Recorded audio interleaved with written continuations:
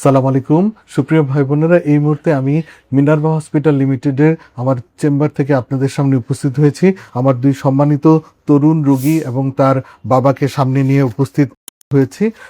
আমি আজ আপনাদের কাছে একটি দুঃখজনক পরিস্থিতি উপস্থাপন করার জন্য এই ভাইরাস, এটি খালি চোখে দেখা যায় না, ইলেকট্রন মাইক্রোস্কোপে এটি দেখতে হয়। খুবই সূক্ষ্ম একটি ভাইরাস, যে ভাইরাসটি আমাদের শরীরে বিভিন্নভাবে প্রবেশ করতে পারে। সেটি হলো মায়ের পেটে থেকে সন্তানে প্রবেশ করতে পারে, রক্তের সংস্পর্শে এবং অরক্ষিত যৌন মিলনের মাধ্যমে এই ভাইরাসটি সংক্রমিত হয় একজনের দেহ থেকে আরেকজনের দেহে। এবং এই ভাইরাসটি যখন রক্তে যায়, রক্ত থেকে সেটি টার্গেট করে লিভারকে, কেননা এটি একটি হেপাটোট্রপিক ভাইরাস। তো লিভারকে টার্গেট করে অ্যাকিউট হেপাটাইটিস করতে পারে। অ্যাকিউট হেপাটাইটিস যদি করে, তাহলে ভাইরাসটি 6 মাসের মধ্যে সম্পূর্ণ নিষ্ক্রিয় হয়ে যায় এবং শরীর থেকে চলে যায় এবং শরীরে অ্যান্টিবডি তৈরি হয়ে যায়। কিন্তু বিপত্তি হলো তখন যখন এটি ক্রনিক হেপাটাইটিস অর্থাৎ দীর্ঘমেয়াদী প্রদাহ তৈরি করতে, অর্থাৎ 6 মাস থেকে তার বেশি সময়ব্যাপী সেটি প্রদাহ তৈরি করে। সেটি যা করে অর্থাৎ ক্রনিক হেপাটাইটিস তৈরি করে, এরপরে লিভারটিকে নষ্ট করে ফাইব্রোসিস তৈরি করে এবং এর পরবর্তীতে লিভার সিরোসিস তৈরি করে। তো এখানে আপনারা দেখছেন একটি সাধারণ লিভার হচ্ছে একেবারেই সুন্দর দেখতে, তার মসৃণ অবয়ব থাকে। আর লিভার যখন সিরোসিস হয়ে যায় তখন এটি এবড়ো খেবড়ো কদাকার আকৃতি ধারণ করে এবং লিভারের কার্যক্ষমতার মারাত্মক হ্রাস ঘটে। তো আপনারা দেখলেন একটি সাধারণ লিভার, এবং যখন সিরোসিস হয়ে যায় তখন এই পর্যায়ে চলে যায়। আর সিরোসিস হয়ে গেলে পরে যেটি হয়, এর ফলে পেটে পানি চলে আসে, পায়ে পানি চলে আসে, রক্ত বমি হয়, কালো পায়খানা হয়, জন্ডিস দেখা দেয়। তারপর কখনো কখনো দেখা যায় লিভার সিরোসিসের উপর মরার উপর খাড়ার ঘায়ের ন্যায় লিভার ক্যান্সারের আবির্ভাব ঘটে এবং রোগীর সংহারের কারণ হয়ে দাঁড়ায়। ঠিক তেমনিভাবে 23 বছর বয়সী এক রোগী আমার কাছে এসেছেন দেশের দক্ষিণাঞ্চল থেকে। অনেক আশা করে, অনেক স্বপ্ন নিয়ে আমার কাছে এসেছেন। তার যে রোগ ইতিহাস আমি নিলাম, সেখানে আমি দেখলাম তার মা হেপাটাইটিস বি ভাইরাসে আক্রান্ত, তারা দুটি ভাই, সে নিজে আক্রান্ত হেপাটাইটিস বি ভাইরাসে, এবং অতি সম্প্রতি তার রোগটি ধরা পড়ে এমনভাবে যে তার দেখা যাচ্ছে তার বিলিরুবিন 2 লিভার ফাংশন একটু খারাপ রয়েছে। তার আল্ট্রাসোনোগ্রাফি সে করে এসেছে, সেখানে দেখা গিয়েছে তার লিভারে এসওএল আপনারা দেখতে পাচ্ছেন, লিভার সিরোসিস আছে এবং সেখানে বলেছে লিভারে এসওএল আছে, এইচসিসি অর্থাৎ হেপাটোসেলুলার কার্সিনোমা রয়েছে, পোর্টাল ভেইনে থ্রম্বোসিস রয়েছে। আর এরপরে তিনি করে এসেছেন একটি এন্ডোস্কোপি, সেখানে বলেছে লিভার সিরোসিসের জটিলতাজনিত খাদ্যনালীর নিচের অংশে রক্তনালীগুলো ফুলে ইসোফেজিয়াল ভ্যারিক্স হয়ে গিয়েছে। এবং সে যথার্থই কিছু পরীক্ষা করেছে, তার সিটি স্ক্যান করে এসেছে, সিটি স্ক্যানও একই কথা বলেছে, সেখানে এইচসিসি অর্থাৎ hepatocellular carcinoma on the background of CLD এই কথাগুলো বলেছে। আর আলফা ফেটোপ্রোটিন যথারীতি করেছে, সেখানেও আলফা ফেটোপ্রোটিন যেখানে থাকার কথা 6 এর নিচে, সেটি হয়ে গেছে 83,357। কারণ আমরা জানি লিভারে যখন ক্যান্সারের আবির্ভাব ঘটে তখন আলফা ফেটোপ্রোটিন অনেক বেড়ে যায়। তার ডিএনএ অর্থাৎ হেপাটাইটিস বি ভাইরাস ডিএনএ এখন আনডিটেক্টেড, অর্থাৎ ভাইরাস এই মুহূর্তে শরীরে নাই। তাহলে একটি প্রশ্ন আসে, ভাইরাস শরীরে নাই কিন্তু এই রোগটি হলো কি করে? ভাইরাস এককালে ছিল, কিন্তু এককালে থেকে তার যে ক্ষতি করে দিয়ে গেছে সেটি চেইন রিয়াকশনের মতো ধীরে ধীরে এগিয়েছে এবং এগিয়ে সেটি ক্যান্সারের আবির্ভাব ঘটিয়েছে। কিন্তু ভাইরাস এই মুহূর্তে নেই, অর্থাৎ এই ভাইরাসটি অত্যন্ত নটোরিয়াস অর্থাৎ দুষ্ট প্রকৃতির ভাইরাস। এককালে তার শরীরে ছিল এবং শরীরে যা ক্ষতি করেছে সে ভাইরাসটি এখন শরীর থেকে আউট হয়ে গিয়েছে। তো এখন আমরা দেখলাম তার লিভারে সেই সিটি স্ক্যানে এবং যে পরীক্ষা নিরীক্ষাতে দেখা গেল তার লিভারে ক্যান্সারের আবির্ভাব ঘটেছে। আমরা যদি একটু তার সিটি স্ক্যান রিপোর্টটি দেখি, তার ডিফিউজলি বিভিন্ন জায়গায় তার ক্যান্সারটি ছড়িয়ে আছে, এখানে কিছু অংশে আছে, এখানে কিছু অংশে, এখানে কিছু অংশে, এভাবে এসওএলগুলি বিভিন্ন জায়গায় ছড়িয়ে ছিটিয়ে রয়েছে। তো এইভাবে এই পর্যায়ে সেই রোগীটি আমার কাছে এসেছে। তো এখন আমি যেটি তার অ্যাসেসমেন্ট করলাম, অ্যাসেসমেন্ট করে এখন আমি তাকে যা দিচ্ছি সেটা হচ্ছে তাকে আমি চেষ্টা করব, আমার লিভার ক্যান্সারের বেশ কিছু চিকিৎসা রয়েছে আমাদের দেশে, তার মধ্যে রয়েছে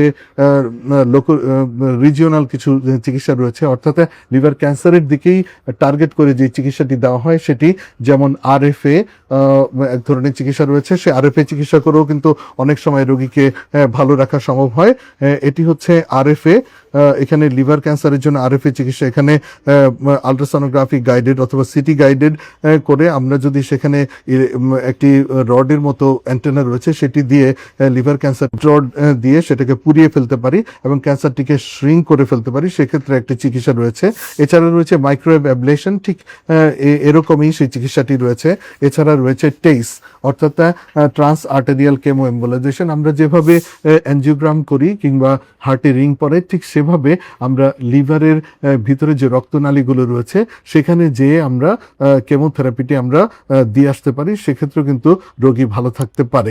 যেহেতু এই রোগীর লিভার সিরিজ হয়েছে কিন্তু এখনো জটিলতাগুলো, বিশেষ করে পেটে পানি আসেনি, তার ক্ষেত্রে এই চিকিৎসাগুলো এখন করা যাবে। তবে তার একটি বিষয় রয়েছে, পোর্টাল ভেইন থ্রম্বোসিস রয়েছে, সেক্ষেত্রে হয়তো টেস্ট করা যাবে না, কিন্তু অন্য চিকিৎসাগুলো সে করতে পারবে। এছাড়া মুখে খাওয়ার ওষুধ রয়েছে, সেই ওষুধগুলো তাকে দেওয়া যেতে পারে। এছাড়া আরও রয়েছে ইমিউন থেরাপি রয়েছে, সেগুলোও কিন্তু তার ক্ষেত্রে করা যেতে পারে। এবং শেষমেশ যেটি করা যেতে পারে, যেহেতু সে 23 বছর বয়সী, তার জীবন পড়ে রয়েছে, তার সেক্ষেত্রে আমরা লিভার ট্রান্সপ্ল্যান্টেশন করতে পারি, অর্থাৎ লিভার প্রতিস্থাপন করতে পারি।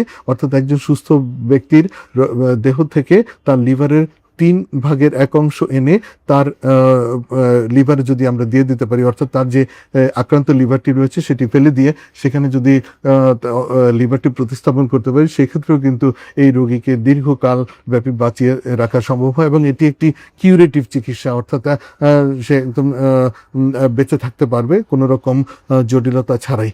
তো এই চিকিৎসার অপশনগুলো কিন্তু তার পক্ষে রয়েছে, তার হতাশ হলে চলবে না। যেহেতু লিভার ক্যান্সার হয়েছে, এখানে হতাশার কিছু নেই। আমরা যদি এই চিকিৎসাগুলো আমরা তারা প্রোভাইড করতে পারি, তাহলে এই রোগীকে আমরা দীর্ঘকাল বাঁচিয়ে রাখতে পারবো বলে আমার বিশ্বাস। সুপ্রিয় ভাই বোনেরা, আপনাদের কাছে এই মুহূর্তে তার ভাই আছেন, তার একটু বক্তব্যটা শুনবো। তাদের কি অবস্থা ছিল, তাদের পারিবারিক ইতিহাসটি এবং বর্তমানে কোন পরিপ্রেক্ষিতে আমার কাছে আসলেন, তাদের কাছে একটু শুনবো। ভাইয়া, একটু বলবেন আপনার বাবা মা কে আক্রান্ত বা কিভাবে রোগটি হলো? হ্যাঁ, আমি ছোটবেলায় শুনছি আমার নানি মারা গেছে বি ভাইরাস থেকে। তখন তো দেশে তো উন্নত চিকিৎসা ছিল না, তারা দেখছে মৃত্যুকালে তার পেট ফুলে গেছে। পরবর্তীতে আমরা জানতে পারছি যে লিভার নষ্ট হওয়ার কারণে পেট ওরকম ফুলে যায়। আর 2007 সালের দিকে আমার মা একজনকে রক্ত দিতে যে এলো, তার বি ভাইরাস ধরা পড়ে, কিন্তু সে এখনো সুস্থ আছে, তার লিভারে ক্ষতি করে নাই। তো আমার ছোটো ভাই এরকম একজনকে রক্ত দিতে যায়, হয়তো 2022-23 সাল, ওই সময়ে তার বি ভাইরাস ধরা পড়ে। তখন আমরা এই সমস্ত পরীক্ষাগুলো তখন করাইছিলাম, কিন্তু তখন লিভারে কোনো আক্রান্ত করে নাই কিংবা এরকম জটিলতা ছিল না। কিন্তু এই বেশ কিছুদিন যাবৎ, 1-1.5 মাস যাবৎ পেটে ব্যথা অনুভব করলে, এই গত 15 থেকে 20 দিন আগে আমরা আমাদের নিকটস্থ ক্লিনিকে যেয়ে পরীক্ষা করে যে তখন তারা বলে যে তো লিভারে একটু সমস্যা, তোমরা সিটি স্ক্যান করাও আর এই লিভারের পরীক্ষাগুলো করাও। লিভারের পরীক্ষাগুলো করালে তখন ধরা পড়ে, তারা বলে যে লিভার সিরোসিস এবং লিভারে ক্যান্সার হয়েছে। কিন্তু তারা কোনো চিকিৎসার বলতে পারে নাই, তারা বলতেছে যে এরকম এই রোগীর কোনো চিকিৎসা নাই। তখন আমরা তো হতাশ হয়ে ভেঙে পড়ার মতন অবস্থা। তখন আমরা নেটে আপনার ফেসবুকে, ইউটিউবে চ্যানেলগুলোতে আপনার ভিডিও দেখে আমরা একটু আশা করে আপনার কাছে আসলাম যে হয়তো আপনার মাধ্যমে আমরা চিকিৎসা দিয়ে রোগীটাকে সুস্থ করে তুলতে পারি। স্যার, অনেক ধন্যবাদ ভাইয়া আপনাকে। আপনারা তো অনেক আশা করে এসেছেন। আসলে আমি বিশ্বাস করি ডাক্তার চিকিৎসা করেন, কিন্তু আল্লাহ সারিয়ে তোলেন। পরম করুণাময় অসীম দয়ালু আল্লাহ তার অসীম ক্ষমতায় তিনি আমাদেরকে সৃষ্টি করেছেন এবং তিনি আমাদেরকে নিরাময় করেন এবং তিনি আমাদেরকে তার কাছে নিয়ে যান। এই বিষয়গুলো কিন্তু আমরা মানি এবং চিকিৎসক হিসাবে আমি এই বিষয়গুলো আমি বিশ্বাস করি এবং সেভাবেই আমি চলি। তো আমি আমার জ্ঞান, অভিজ্ঞতা, আমার শ্রদ্ধেয় শিক্ষকদের যে প্রশিক্ষণ রয়েছে তার মাধ্যমে আমি যথাসাধ্য চেষ্টা করব আপনার ভাইকে একটি ভালো চিকিৎসা দিতে এবং ভালো পথ দেখাতে, একটা ভালো দিক নির্দেশনা দিতে। তবে আমি কিছু বলবো আপনাকে, সেটা হলো আপনাদের কিছু ভুল রয়েছে। সেটা হলো 2022 কিংবা 23 সালে আপনি বললেন আপনার ভাই যে রোগী, সে অন্যকে রক্ত দিতে যে ধরা পড়েছিল তার হেপাটাইটিস বি ভাইরাসের সংক্রমণ রয়েছে, তখন আপনাদের চিকিৎসাটা নেওয়া খুব উচিত ছিল। আপনারা চিকিৎসাটা না নিয়ে গাফিলতি করে খুব ভুল করেছেন। যেহেতু আপনারা জানেন আপনার নানু মারা গিয়েছে, আপনার মামা মারা গিয়েছে, আপনার মা আক্রান্ত এবং সেখান থেকে সে ভাইরাসের সংক্রমণ তার হয়েছে সম্ভবত। তো আপনাদের উচিত ছিল তাকে চিকিৎসাটি দেওয়া। যদি আপনারা চিকিৎসাটি দিতেন, সম্ভবত আজকের এই পর্যায়ে আসতে হতো না। আমার যেটা বিশ্বাস। তো যাই হোক, এখন রোগ হয়ে গিয়েছে, এখন আমাদেরকে চিকিৎসা করতে হবে, সামনের দিকে তাকাতে হবে, পিছনের দিকে তাকিয়ে লাভ নেই। তো আমি বলবো ওনার চিকিৎসার আরও কিছু অপশন রয়েছে, তবে এই বিষয়গুলো অত্যন্ত ব্যয়বহুল আপনাদের জন্য, আপনারা অত্যন্ত সাধারণ মানুষ আমার মনে হচ্ছে। তো তারপরেও চিকিৎসার অপশন রয়েছে, আমি বলবো সেই চিকিৎসাগুলো আমি আপনাদেরকে ব্যাখ্যা করে বলবো, এবং সেই অনুযায়ী চিকিৎসাগুলো যদি নিতে পারেন আপনারা, আমার মনে হয় ওর জন্য ভালো হবে, আপনাদের জন্য ভালো হবে, আমার জন্য ভালো হবে। তো সুপ্রিয় ভাই বোনেরা, আমরা তাদের কাছ থেকে পুরো কথোপকথনটি শুনলাম। তার নানু আক্রান্ত ছিল, তার মামা একজন মারা গিয়েছে, তার মাও আক্রান্ত, কিন্তু সন্তানটি আজকে এই অবস্থায় পড়লো। তো তাদের উচিত ছিল 2022 সালে যখন তার রোগটি শনাক্ত হয় তখন চিকিৎসা দেওয়া, কিন্তু তারা দেয়নি। কিন্তু এখন এই পর্যায়ে এসেছে, এখন তাদেরকে এই চিকিৎসাটি আসলে দিতে হবে, কিন্তু তার জন্য চিকিৎসাটি ব্যয়বহুল হয়ে যাবে এখন।